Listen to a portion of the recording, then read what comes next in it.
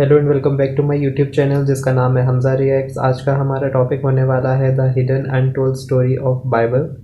मैं उम्मीद करूंगा कि आपको ये वीडियो पसंद आए, लेकिन वीडियो पे आगे बढ़ने से पहले please subscribe to my YouTube channel ताकि सारी वीडियोस आपके तक पहुंच सके मेरी। चलें वीडियो की तरफ चलते हैं। This is quite a discovery. Fragments of a biblical scroll. Turkish authorities have confirmed that an ancient Bible thought to be 1500 years old. The discovery of Bible written 1500 years ago has revealed many secrets to the public. The Gospel of Barnabas found in Turkey during the anti-smuggling operation. Many of its teachings are matches with those in the Quran and oppose the Bible, especially the New Testament. This Bible recognized Jesus not as God or Son of God, but merely as a prophet who delivered God's words. The Gospel of Barnabas claims that instead of Jesus, Judas was crucified and Jesus was ascended to heaven while he was still alive. Chapter 39 of this Bible predict the upcoming prophet and mentions his name as Muhammad. मुसलमान तमाम अलामी किताबों पर ईमान लाने के साथ साथ सिर्फ कुरान पाक को ही महफूज हालत के अंदर मौजूद अल्लाह का आखिरी कलाम मानते हैं, जो कि क़यामत तक के इंसानों की हिदायत के लिए ऐसे ही मौजूद रहेगा। इससे पहले की तमाम अलामी किताबें अल्लाह का कलाम तो हैं मगर अपनी असली हालत के अंदर मौजूद नहीं है। मिसाल के तौर पर तौरात और अंजील, इन दोनों अलामी किताबों की खासियत ये थी कि ये मुस्तकबिल के अंदर आने वाली नई शरीयत या अल्लाह के रसूल की आमद को पहले ही इनके नाम और निशानियों के साथ बयान कर दिया करती थी, जैसा कि आसमानी सहीफों के अंदर हज़रत मूसा अलैहिस्सलाम की आमद की पेशन गोई का जिक्र था, जो कि बनी इसराइल को इस वक्त के फिरौन मिस्र की 400 साल की गुलामी से निजात दिलवाएंगे। इसके बाद तौरात में अगले रसूल हज़रत ईसा अलैहिस्सलाम की आमद की पेशन गोई की गई थी, जिन्हें यहूदी कौम ने दज्जाल कहकर सूली पर लटकाने की कोशिश की और अब तक इस मसीहा के इंतजार में है, जो कि असल में अब की बार असली दज्जाल होगा। बिल्कुल इसी तरह से बाइबल यानी अंजील मुकद्दस के अंदर भी नबी पाक सल्लल्लाहु अलैहि वसल्लम की आमद की पेशन गोई आपके ऐलान नबूवत से तकरीबन 600 साल पहले ही कर दी गई थी, मगर वक्त गुजरने के साथ साथ मजहबी पेशवाओं यानी यहूदी रब्बी और ईसाई पादरियों ने अपनी मर्जी के मुताबिक इन किताबों के अंदर बदलाव शुरू कर दिया। इन किताबों की तहरीफ शुरू हो गई, क्योंकि अगर ये लोग ऐसा ना करते तो पेशन गोई के मुताबिक इनको अगले आने वाले रसूल मोहम्मद मुस्तफ़ा सल्लल्लाहु अलैहि वसल्लम पर ईमान लाना पड़ता, जिसके बाद पिछली तमाम शरीयत यानी क्रिश्चियनिटी और यहूदियत मुकम्मल तौर पर खत्म हो जाती, जो कि रिसालत का कानून है कि अगली आने वाली रिसालत के बाद पिछले नबियों की तमाम तालीमात खत्म या मनसूख हो जाती हैं। और जाहिर है कि ये बात तभी साबित हो सकती है जब आज से 2000 साल पुराना बाइबल का कोई असल नुस्खा ऐसा मौजूद हो, जो कि आप सल्लल्लाहु अलैहि वसल्लम की आमद की पेशन गोई को वाज़ेह तौर पर बयान कर दे। और हाल ही में ऐसा हो भी चुका है। जी हाँ,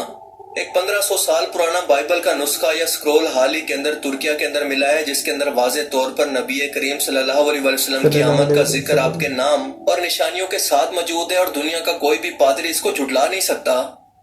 ये बाइबल 1500 साल पहले लिखी गई थी, जिसके सामने आने के बाद कई राव दुनिया के सामने आए और इस किताब का नाम है गॉस्पेल ऑफ बरनबास, जो इस्लाम की आमद से भी तकरीबन 75 से 100 साल पहले लिखी गई।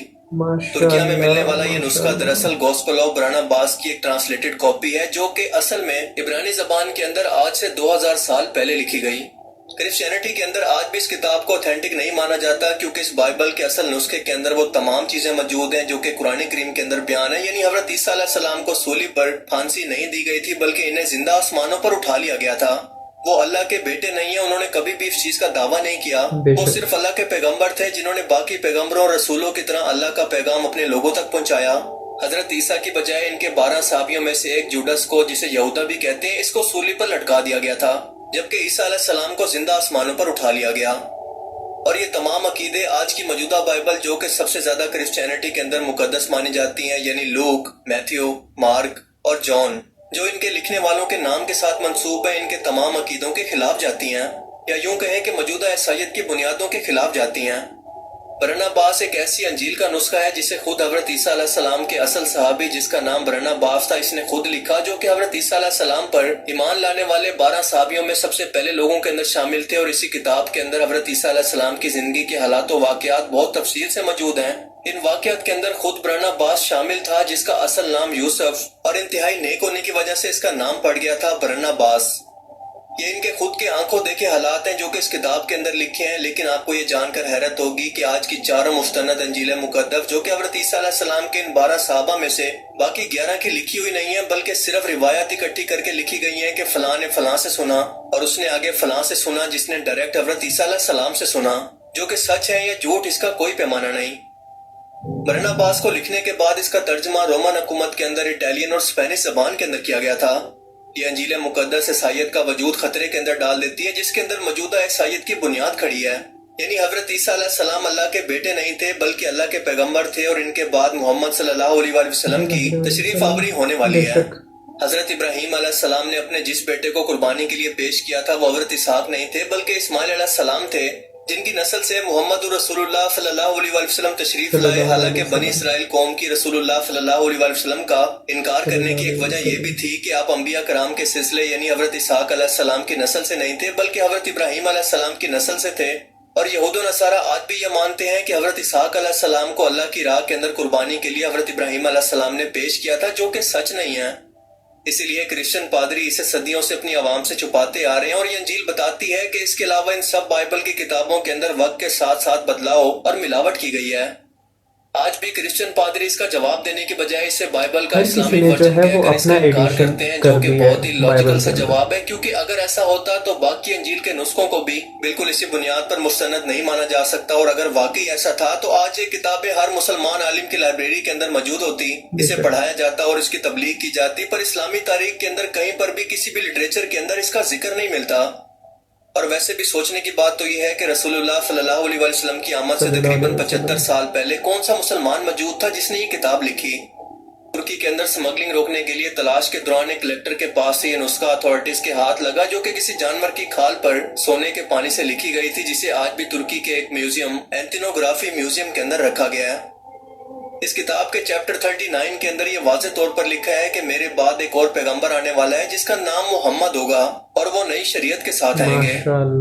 کرسچن پادریوں نے اسے اپنی عوام سے چھپانے کی بہت کوشش کی تاکہ ان کی دین کی ٹھیکیداریاں، ان کے عہدے اور ان کی عوام پر ان کا کنٹرول باقی رہے، یہ سچ دنیا سے چھپاتے رہے، لیکن سچ کی تو خاصیت ہی یہی ہے کہ وہ کبھی نہ کبھی دنیا کے سامنے آ ہی جاتا ہے۔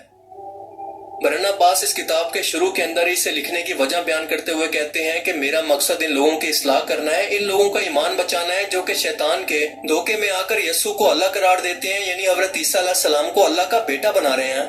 ختنہ کو غیر ضروری اور حرام کھانوں کو حلال قرار دیتے ہیں، اور وہ مزید کہتے ہیں کہ اس زمانے کے اندر رومن کیونکہ بت پرست تھے، مورتیوں کی پوجا کرتے تھے، اور اسی لیے حضرت عیسیٰ علیہ السلام کے معجزات دیکھ کر انہی لوگوں نے سب سے پہلے انہیں اللہ کا بیٹا کہنا شروع کر دیا، جو کہ بعد میں بنی اسرائیل کی عوام کے اندر بھی مشہور ہو گیا۔ خود حضرت عیسیٰ علیہ السلام نے بھی اس عقیدے کا انکار کرتے ہوئے اسے پھیلانے سے روکنے کے لیے بہت کوششیں کی، اور یہ تمام کوششیں اس کتاب میں واقعات کی صورت میں لکھی ہوئی ہیں۔ یعنی یہ بات ثابت ہے کہ حضرت عیسیٰ علیہ السلام کے اصل صحابی آپ کو اللہ کا بیٹا نہیں بلکہ اللہ کا پیغمبر اور رسول مانتے تھے، جنہیں اپنے بعد آنے والے رسول حضرت محمد صلی اللہ علیہ وآلہ وسلم کا نام لے کر حکم دیا گیا تھا کہ اپنے آنے والی نسلوں کو اس بارے میں آگاہ کریں کہ وہ اللہ کے آخری رسول حضرت محمد صلی اللہ علیہ وآلہ وسلم پر ایمان لائیں۔ بے شک اب یہ لوگ چاہ کر بھی اس ٹیکسٹ کا انکار اس لیے بھی نہیں کر سکتے کیونکہ اس کے ٹرانسلیٹڈ ورژن کو یعنی اصل برناباس کے نسخے کو ٹرانسلیٹ کر کے اٹالین اور اسپینش زبان کے اندر ٹرانسلیٹ کر کے لکھا گیا تو اس وقت 1500 سال پہلے کا ٹائم تھا، جو کہ رومن دور حکومت تھا، اور ہم سبھی لوگ جانتے ہیں کہ شروع سے ہی عربوں کی زبان عربک زبان تھی، نہ کہ اسپینش یا اٹالین۔ یہ دونوں زبانیں اس ٹائم کے اندر آج کے موجودہ یورپ کے اندر بولی جاتی تھی، جو کہ اس ٹائم کے اندر یعنی آج سے 1500 سال پہلے رومن حکومت کا حصہ تھے، یعنی کسی مسلمان کے تو اسے لکھنے کا سوال ہی پیدا نہیں ہوتا۔ رسول اللہ صلی اللہ علیہ وآلہ وسلم کی آمد سے تقریباً 75 سال پہلے اس وقت کے ایک پوپ گلیسس ون نے اس کتاب کو پڑھنے والوں کو مجرم قرار دے دیا کہ کوئی بھی شخص اس کو نہیں پڑھے گا، اور وجہ یہ تھی کہ ان کی اجارہ داری مذہبی منوپلی چیلنج ہو رہی تھی کہ وہ اپنا اثر و رسوخ، اپنا رتبہ سب کچھ چھوڑ کر اس آخری نبی کے سامنے اپنے سر کو جھکا دیں۔ یہ کتاب لوگوں سے چھپا کر یہاں وہاں گھومتی رہی، اور 16ویں صدی کے اندر اس کا ایک نسخہ پاپس کیسٹس کے کتاب خانے کے اندر موجود تھا جسے پڑھنے کی کسی کو بھی اجازت نہیں تھی۔